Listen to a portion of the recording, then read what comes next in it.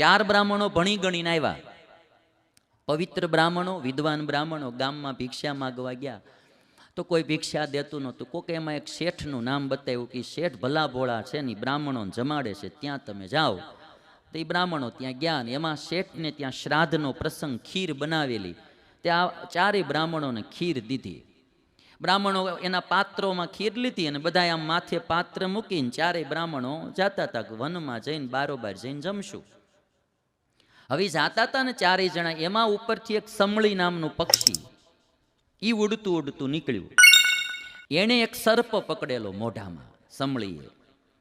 હવે સર્પને આમ મોઢા પાસે આમ પકડેલો કચકચાવીને, એટલે એ સર્પના મોઢામાંથી ઝેરની લાળ પડી અને લાળ આવડા બધા માથે પાત્ર લઈને જતા હતા ખીરનું, એ બધાના પાત્રમાં ઝેરની લાળ પડી. હવે ખીર તો બોલા બધા જઈ બ્રાહ્મણો જીમા અને સર્પની લાળ, કોબરા સર્પ ભાઈ ઝેરીલો, ચારે ચાર બ્રાહ્મણોનું મૃત્યુ થયું.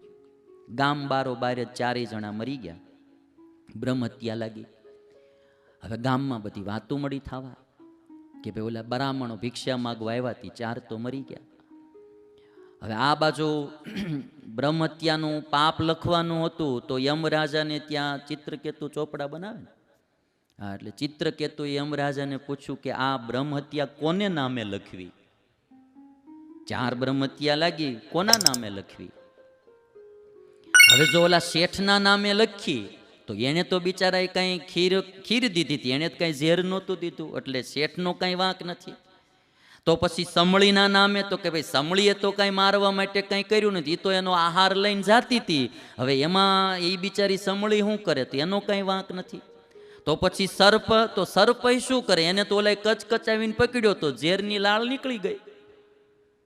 તો હવે આ બ્રહ્મ હત્યા નાખવી કોના માથે?